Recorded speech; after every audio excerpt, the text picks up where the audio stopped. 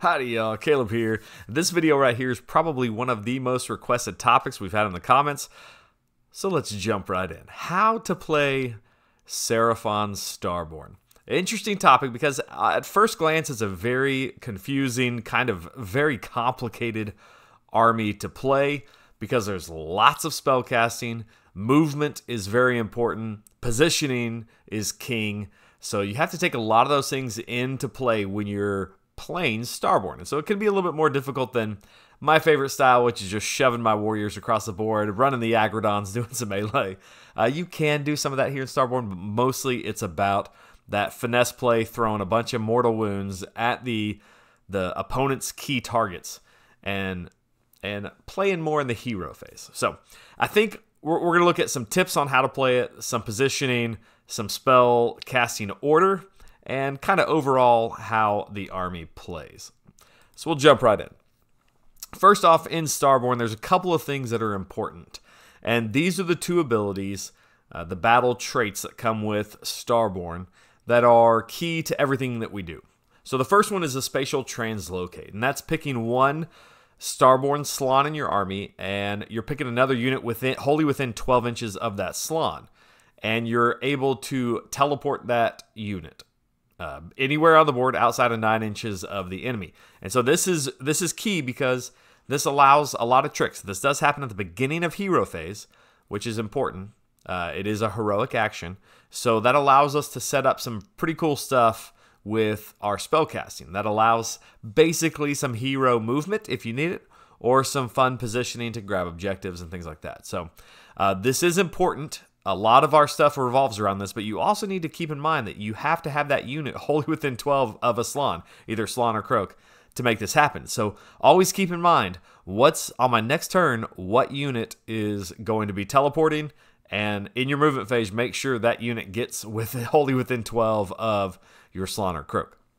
The other key ability here for Starborne is the cosmic power points. There's a lot of things that are going to be happening in this army, and one of the most important ones is your cosmic power points. You get them for free just for the units that are in your army. So if you have a Starborne wizard, you get a point in your hero phase for each of those Starborne wizards. And you're probably going to have 5 to 6 of those in your list. You also get it for a friendly Astrolith bear that's in your army. And this is a key unit for your army, so you'll always have that. So you'll get those cosmic power points for those units, and we'll look at how that works. Also, things are called nodes. Those same units are also going to be nodes, cosmic nodes, as well as your Realm Shaper engine. That's important because things proc off of these nodes, especially our abilities that we use these cosmic power points on. So we have some extra features that are going to be added into this army that you do have to keep in mind. But this resource that we're accumulating is very critical. So you start the battle with 0, you'll gain more in your hero phase, and then anytime we unbind, successfully unbind, or dispel an endless spell, we get more cosmic power points. So a lot of play in the magic phase will build these up. What we use these for is doing damage and summoning, healing, providing ward saves.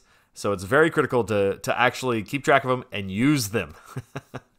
If you've played this subfaction enough, at some point you'll forget to spend your cosmic power points in a turn, and that will feel real silly when you're sitting on 50 cosmic power points on the next turn.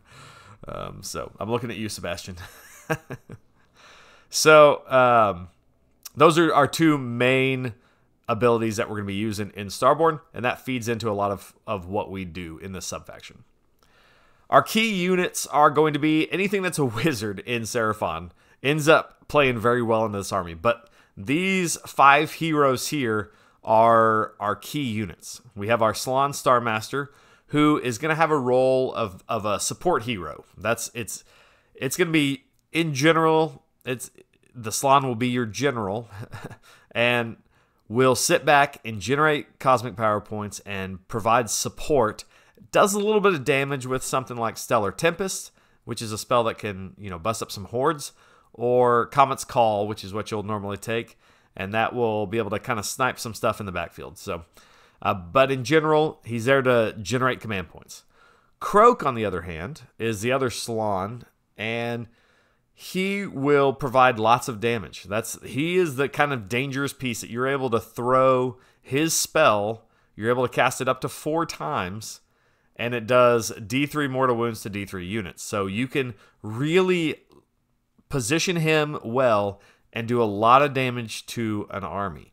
There's going to be some armies that just can't take 4 D3 mortal wounds hitting 3 different units every time you have a hero phase, and plus all the other mortal wounds we do. So Kroak is very good at dealing damage to a wide variety of things. He ends up being pretty tough to kill, also in the way that he has a special ability that if you don't kill him outright in one hero phase, then he's going to stay alive, and he's able to pass off wounds to source guards. So a very difficult unit to kill. Down at the bottom left here, we've got the the Skink Starseer, a surprisingly good wizard. Only 150 points, but it has 2 casts, and one of them is extremely good. Has a spell that shuts off wards, and that is vital when you're doing a lot of damage via mortal wounds. Being able to shut off wards to a key unit that you're going to hit with a bunch of mortal wounds becomes very important. But a 2-cast wizard for 150 points in an army that we want to be casting a whole lot of points, a Starseer is a great unit to take in your army. There in the middle is the Astrolith Bearer, and this guy makes the army work, to be honest, because he provides so many buffs to all the wizards. He gives all the wizards +1 to their spell casting. He provides a ward save to everybody around him, and most critically, he extends the range of spells by 6 inches, which doesn't sound like a lot, but when you're talking about Kroak's spell, which is fairly short range at 12 inches, now you're adding it 3 inches to make it 18. That's a big bubble that you can hit things with. Stellar Tempest is now 30 inches. The Starseer's ward shutting off spell is now it's normally 12, so now it's 18 inches. Makes it a lot easier to cast those things when you have that extra 6 inches. Endless spells become very interesting because their ranges are much bigger with his aura. So a key unit that's going to be in every list, and to be honest, might be targeted by those who have the ability to pick off heroes. So keep an eye on that. And then a Star Priest is good, not quite as good as a Starseer, but you still see him popping up a lot because he is a little bit cheaper. He does provide a free buff with his Venom Staff, which he can just point at a unit and give them mortal wounds on their attacks. So a good unit, especially if you're going to be doing some melee or shooting. So a very cheap wizard that has some use in the army. So these 5 guys are critical to the Starborne armies. You won't see Troglodyte pop up as much anymore. It kind of got a nerf, but it will show up occasionally. It is a tough piece. It is a wizard, so it does still have a place in the army. So talking about cosmic power points, and this is where we're going to kind of start breaking down some of the things that happen in this army and how you line these up. So at the start of the hero phase, you're going to collect 7 cosmic power points in general. Now your list may vary a little bit, but I'm thinking 6 wizards and then an Astrolith. So we have each of our heroes is a wizard, and we're given an arcane tome to the Astrolith to make him a wizard. This is pretty common for a Starborne list. And so you're able to collect 7 cosmic power points at the beginning of your hero phase for free, just for the units you have on the board. Then you're rolling some dice to get extra command points. This subfaction usually has quite a few extra command points to play around with and make good use out of them, especially in like Fangs of Sotek. And then we run our spatial translocation, teleport as needed. There's lots of flexibility in this teleport, so if you're going to be teleporting heroes or units, we'll get into that as we look at some deployments and stuff, but that all happens at the beginning of the hero phase. So we cosmic power points, get our command points, and then do a teleport. Once we get into the hero phase, this is where all the fun starts happening for Starborne.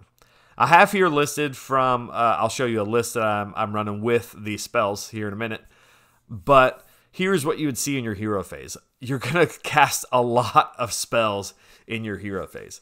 And in other lists, I have a tendency to kind of run through my hero phase with each wizard just casting all their spells. You can't exactly do that here. You can see each of the wizards that I have in this list. A Slann, 2 Starseers, Kroak, Astrolith with an Arcane Tome, a Star Priest.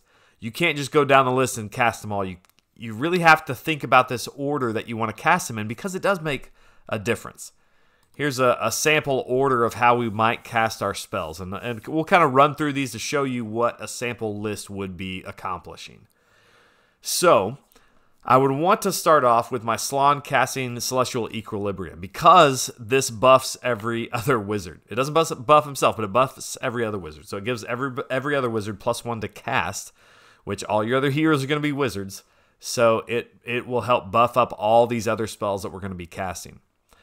Then I might want to throw out a Malevolent Maelstrom, one of my endless spells that I'd be taking, with the Saurus Astrolith Bear. Since I've got Arcane Tome on him, he can cast an endless spell for me. Malevolent Maelstrom can go an extra 6 inches if I want to, but I might want to park it within range of all my wizards to power it up and then move it to go explode. But if you think you're going to do enough damage with Mortal Wounds, you can just go ahead and move the Maelstrom closer to the enemy, and you can move it pretty far because of the Astrolith's extra 6-inch range buff. And as you're killing units, in general, that Maelstrom is going to explode. You're going to be able to power it up enough that it will explode without having to rely on your spellcasts to power it up. Because you've got so much mortal wound damage, you're going to pick off 6 models over the course of your hero phase, power this thing up, and explode it for mortal wounds. So a very good endless spell, almost a must-have for Starborne lists. Next, I want the Starseer. He has a spell, the one we talked about, where shutting off wards, Celestial Doom. I want to try to cast this on a unit if I've got something in range, which is about 18 inches, to shut off their wards, because I'm going to be doing a lot of mortal wounds. So you want this spell to go off first before you're doing all those mortal wounds, so that you can shut off the ward of whatever unit it is. Let's say a big block of, let's say Nurgle something has hit your lines. So if they went first, you want to shut off the wards of that unit so that all your mortal wounds will get through. So if something's in range for Celestial Doom, cast that spell, because you want that to go off so your mortal wounds do better damage. Next up, I do probably Cosmic Crush with Starseer. Both of these work really well together if you teleport the Starseer. I'll talk about that in a second. But Cosmic Crush lets you do mortal wounds you roll a bunch of dice for however many models are in that unit, and you do mortal wounds if you roll over the save of that unit. So very good if you've got a big unit of something that has a low save. So this combination plays really well if you're teleporting a Starseer, you're shutting off their wards, and then you're hitting them with a bunch of mortal wounds.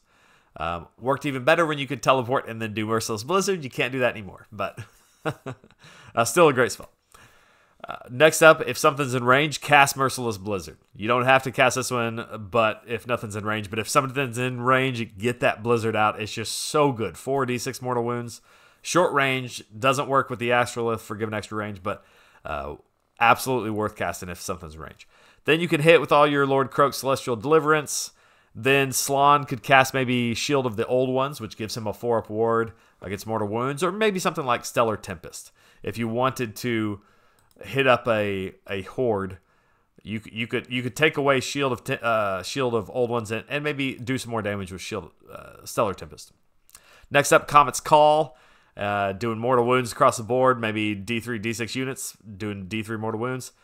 Then your Starseers want to cast Chronomatic Cogs. That gives your Slann an extra spell. With that, your Slann is going to be racking up those conjuration points. We'll talk about how that loadout helps him here in a second when we look at the list, but that's going to give you extra conjuration points. Then Slann would cast Mystic Shield. Now he's got an extra cast from Chronomatic Krogs. Star Priest, Blazing Starlight is his War Scroll spell, or you could do an endless spell like Aethervoid Pendulum if you don't need that -1 to hit. It's a good way to debuff units, though, if you need to.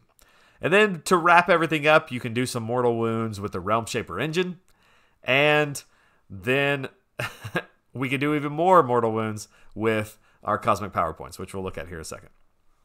So that seems like a lot of spellcasts. It is a lot of spellcasts. It's a lot to remember. You definitely need to have something written down. I copy and pasted this from one of my cheat sheets that I would print out if I'm doing Starborne, because you really want to speed through this as quick as possible so you're not wasting your opponent's time, but still get them in the right order so the correct things are buffing each other in the hero phase.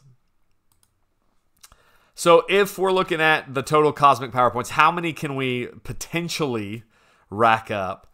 We got our 7 in the hero phase just for our units existing. And then with all of our spellcasts, you could get up to 18 more cosmic power points with a loadout similar to what we just showed. We would get 8 from the Salon. He's got the Lore of Celestial Resonance to double up his cosmic power points. So you'd end up with 8 from him, 4 from Kroak, and 6 from the other wizards. Now, this is assuming all of them go off, which obviously that probably won't happen. And you could get up to 25 cosmic power points. That's the ideal situation where that would happen. So what do we do with those cosmic power points? Once we've accumulated them, we can spend them in the hero phase on one of these 3 features here.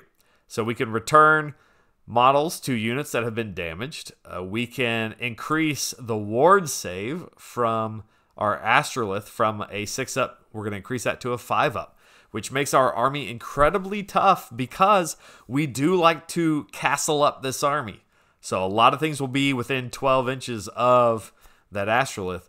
And so now if we're giving everything a 5-up ward, we're making this army a lot tougher.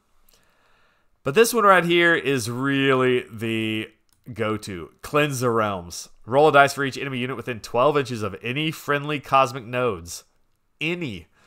On a 2-up, that unit suffers a number of mortal wounds equal to the roll. So you're basically doing D6 mortal wounds to anybody within 12 of all your wizards or your Realm Shaper engine. That's a lot. And you can make that guaranteed because you can teleport one of your cosmic nodes to within 12 inches of whatever you want to hit with this. So very powerful use of cosmic power points. You see that a lot if you're looking for pure damage. If you're looking for board control, which will happen a lot too, you do have this summoning chart here. And so you can bring in at the end of your movement phase, using your Celestial Conjuration points, you can bring in these units.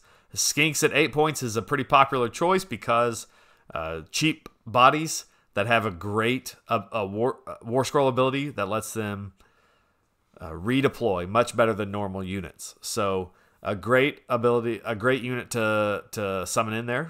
Cheap, can create a good screen.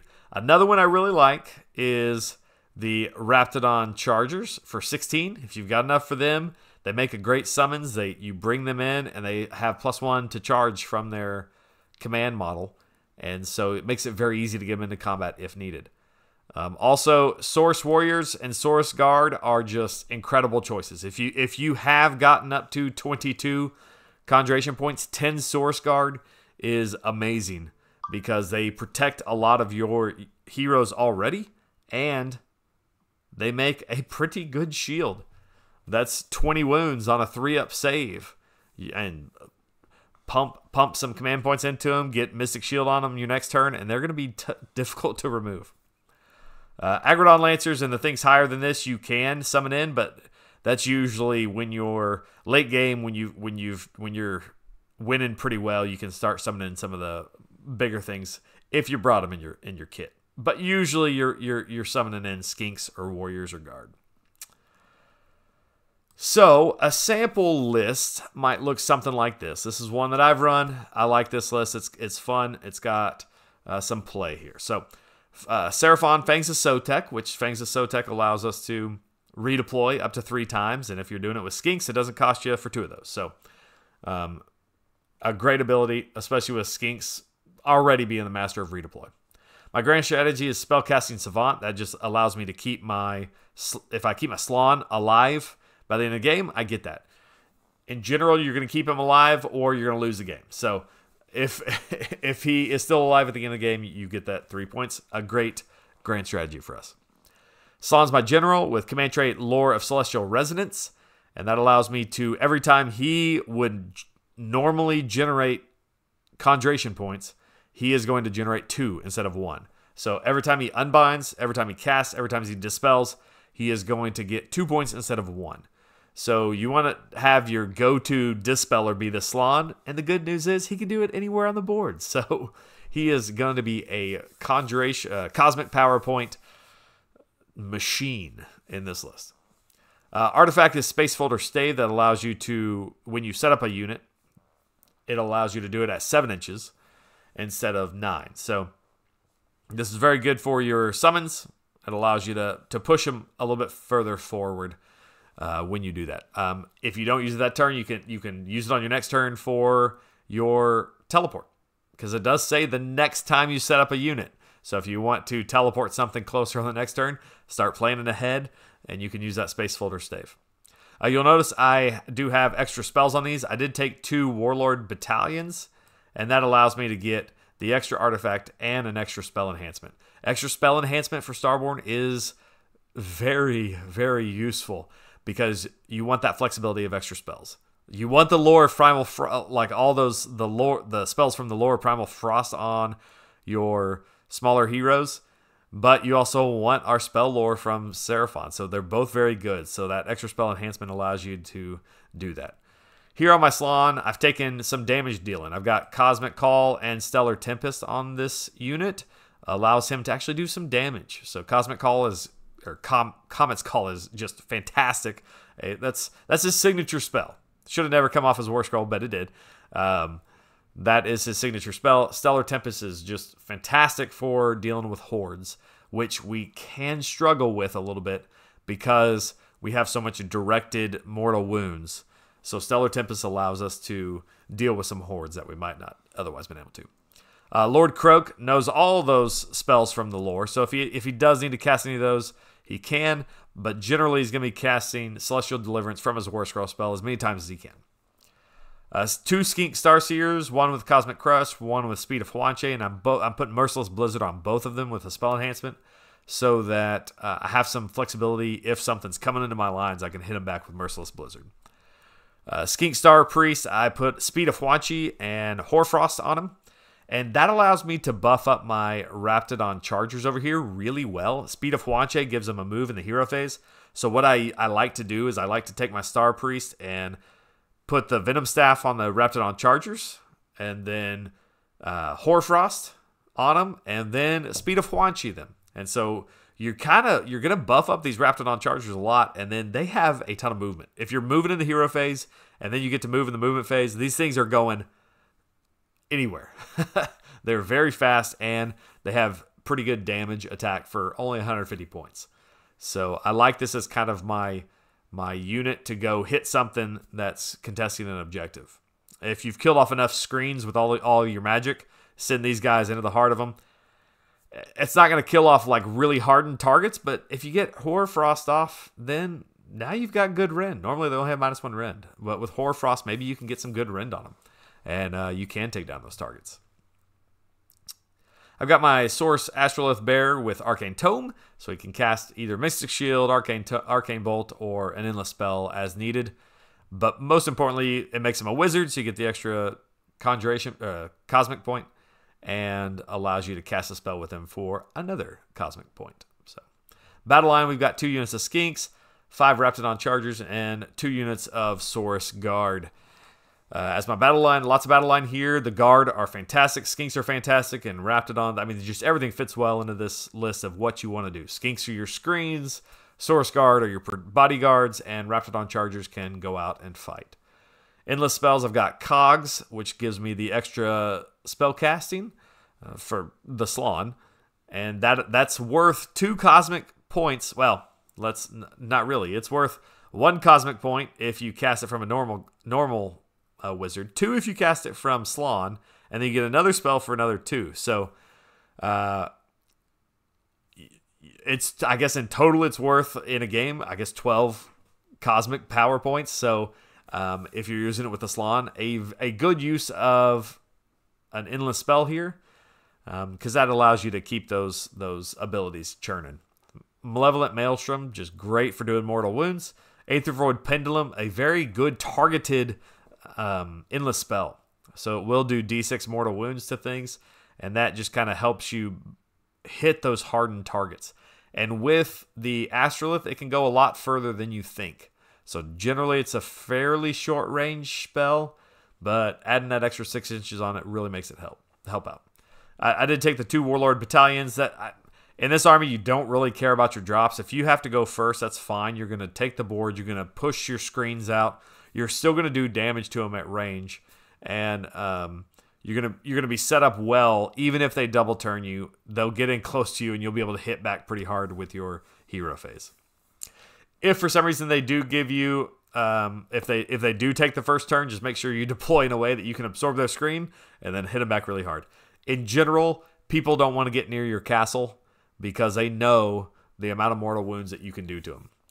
So they will make you go first in general, and that's okay. We like these number of drops. We can deploy knowing what the opponent looks like. So I do have some examples of deployment here. Laid out my army real quick on the table, and you can kind of see, I'll kind of talk through some of the decisions I made here. This was quickly set up against a generic opponent. We don't know what the opponent would be. It changed on the opponent, battle plan, etc., etc. But here's a generic deployment here, and you'll notice my Realm Shaper engine here is pretty central. Now, I like it. I like playing it that way in Starborne because you're a castle army. You don't want things getting into your juicy bits, so you want to keep them as far away as possible. So I end up deploying the Realm Shaper engine in a way that I can block an avenue, and I'm not too worried about that because I can teleport around it if I need to. I've got enough movement. I can get around that with my units, but I want to try to create a choke point where they'll get stuck into my screens, and then I can hit them with the mortal wounds. So make sure you stay, the correct distance away from all the things that you're supposed to, but you can end up playing some pretty good games with this Realm Shaper engine. You can see this kind of generic board. We had an avenue down here towards the middle, and I'm going to force him into these narrow corridors if he comes down here, where he's not really going to hit anything too important. I'm assuming I'm going first here, which is why I set my Raptidons up like on the front line. If I wasn't, I wouldn't put them there. But you can see that. Now, keep in mind that this is an 18-inch deployment. We're 18 inches away. So have an idea of, if I want to teleport a unit, can I fit it in here 9 inches away from their front lines? And that's kind of where you want to put your Realm Shaper engine. You want to have enough room for whatever you want to teleport in between here. So don't block yourself off with your Realm Shaper engine. I've done that before. I thought I'll teleport in front of that, and then I realized I didn't have enough room. So your deployment zone, goes towards the middle, or not your deployment zone, but your territory. So your Realm Shaper does have to be back behind that on this battle plan. So make sure you have enough room in there to teleport what you want turn 1. So you can see here, talking through some of this, you can see here my Astrolith is here, and he's creating that 12-inch bubble of +1 to casting, extra range for spells, and the ward save. You can see my other wizards lined up here, protected by the guard, and then my 2 big Slann and Kroak back behind here.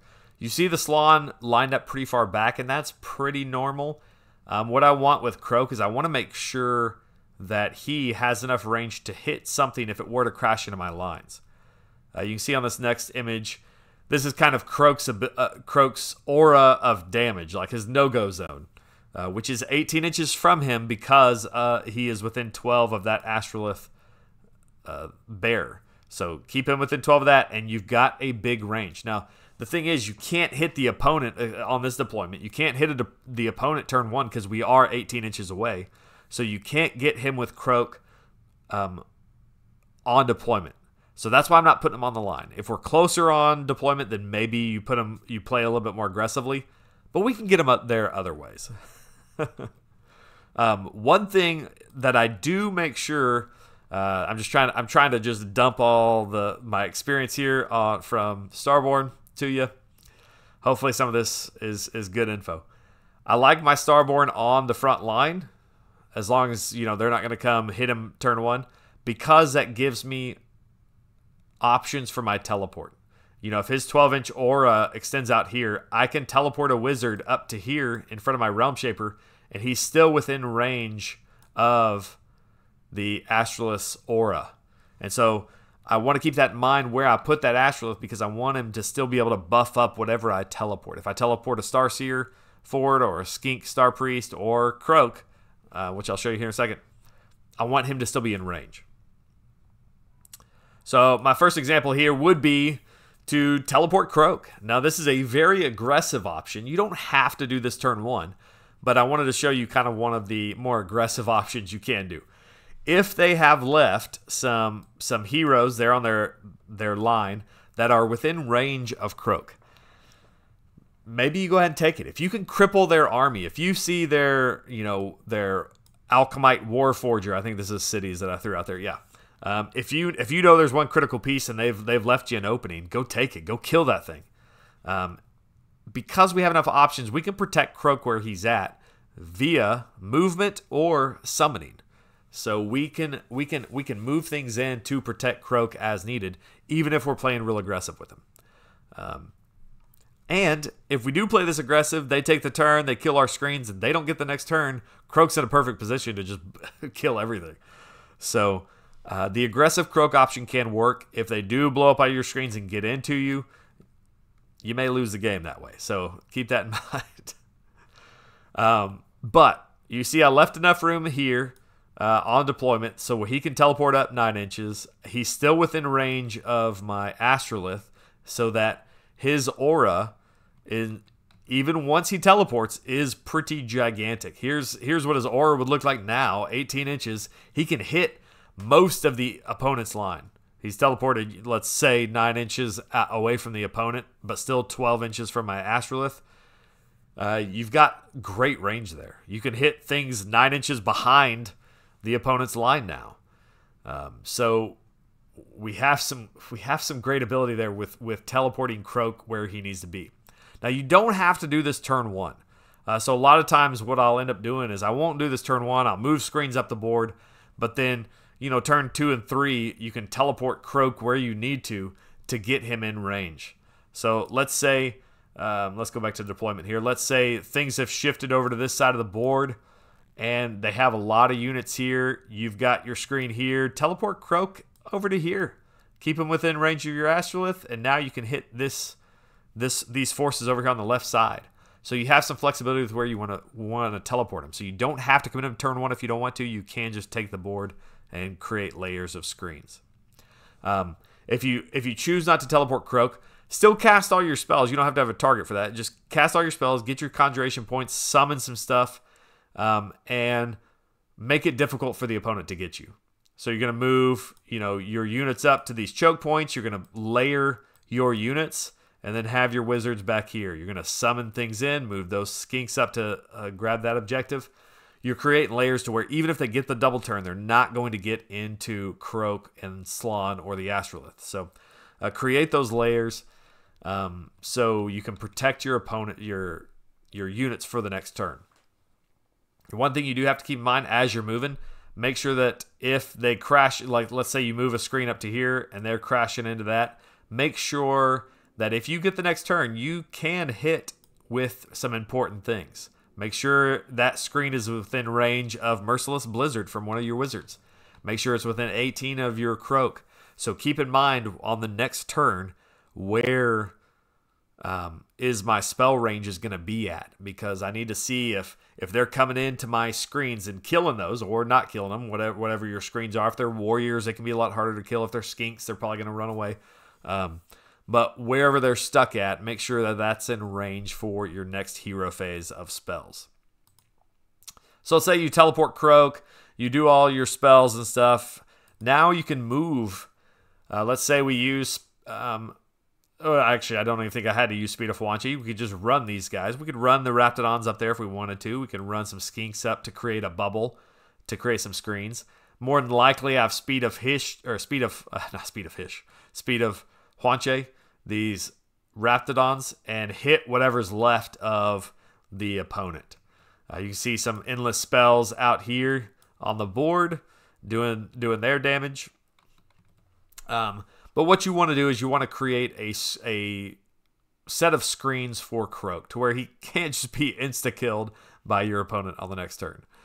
One of the great things about this is if you have gotten a lot of your spells off, what you can do on your turn, you create these screens. Let's fill in those screens with a summoned unit of 10 Source Guard. So now Kroak effectively has an extra 20 wounds on him. A very fun play there. Now Kroak, who looked vulnerable, thrown in the middle of the board, is going to be very difficult to kill with all that Source Guard guarding him. If they do, if you have run your Raptidons up here, they kill them off, they start moving in here. Well, how about let's do 3 redeploys. Redeploy, redeploy. You're able to do a lot of fun stuff with Fangs of Sotek on board control in Starborne. So there's an example. I think that one's a fun one. I kind of like doing that depending on what my opponent's given me. If they're not giving you something good, then just take the board, create your lines of screens, and have fun. A couple tips on playing Starborne. I think we really need to create a hero phase cheat sheet. So look at what army you're going to be taking. Get your spell casting order in line and create a little cheat sheet to make it go faster. With your ranges, your casting value, and what order you want them to go in. This will make your game a lot better for you and a lot better for your opponent as well. Always keep your ranges in mind.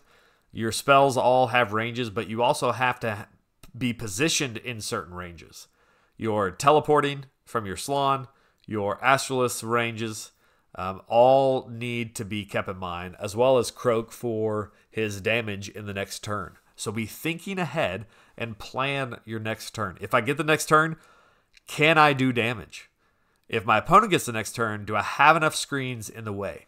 Sometimes those are kind of competing against each other because you want to get close with Kroak and all your spells, but you need to throw up enough screens to keep them away. So it's an interesting balancing act. When in doubt, throw up as many screens as you can. You can always teleport Kroak closer. You can't always, if they double turn you, you can't always get them out of there before they can kill them. So make sure you have those screens. Use your Realm Shaper engine to help castle. I like this strategy a lot. Create those lines where they're not able to get into the meat of your castle. And the Realm Shaper engine can help you do that based on how your board looks. Movement and board control is how you win with Starborne. You're going to do a lot of damage. Some armies you're going to wipe off the board with mortal wounds, but a lot of times it's just going to be one on movement and board control. And that comes down to your screens. Screen. Control the board with those screens and then kill those units with your mortal wounds. So, some weaknesses. There are some very, very crippling weaknesses to Starborne. One of those is miscasts. They've pretty much removed all of our rerolls. You do have, let's see, a few accesses to rerolls, but it's generally not worth the trade-off. So miscast can be absolutely killer in Starborne. Let's say you load this up, you teleport Kroak up, and you've got him in range. You've got all the buffs up, and now your first cast is Snake Eyes. 2 1s. Ugh. Now all that damage you're hoping to throw at, your teleport was wasted. You've still got to go protect him because you need him for the rest of the game, but you did all that for nothing. So one of the biggest weaknesses in this army is the miscasts. Because you have so many spells you're going to be casting every single turn, miscasts are going to happen. It's going to happen. You're going to have miscasts every game. Just hope and pray it's not on Kroak on his first cast of the game. Another weakness is armies with heavy ward saves. So we do have some abilities to turn that off, but you can't turn that off of every unit. We can only turn that off of one unit at a time. So you can hit that unit hard, but the rest of everything is going to have ward saves. So when we run across those, it really cuts down on the damage that we can do. Also, armies with spell ignores. There are quite a few of those, and they can be our hard counter. I'm talking like the OBR Null Myriad. where they can ignore spells on a 4-up natively, I believe, but then they can use a command point to go to a 2-up, which basically means you're not doing any damage to that unit. So they'll throw a unit right down your throat, and then you can't do any damage to it. So those things will be pretty big weaknesses to this army. They end up being hard counters. OBR has spell ignores and ward saves, so that's not a fun one. Also, armies that can kill your Astrolith. I said protect the Astrolith. This, when I'm playing Starborne, I feel like the old strategy for Seraphon, where it was just kill the Star Priest. Now it's almost like just kill the Astrolith. If they can kill the Astrolith using abilities or spells or something like that, shooting if they could somehow get close enough to him and avoid your guard, and I mean you should be able to protect him pretty well, but sometimes you can't. If they can kill the Astrolith, it really cripples a lot of the output because it reduces all your damages, it reduces your spell casting, it takes away your wards. So I would say that's one of the linchpins of this army is the Astrolith. The army's not dead if he dies, but it is crippled quite a bit. So I think those are some of the weaknesses of it. All right, I think that is all I've got for Starborne. Well, this is how I like to play it. Hopefully this provided some benefit to you. I think in general, Starborne is played as a castle-heavy magic, spell-shooting army. And if that's what you like, then this is definitely the army for you. So let me know if you play Starborne a little bit different than me, or if you've got a list you really like in Starborne that's a little bit different than what we've shown here. And I'll enjoy reading the comments. See you guys on the next one.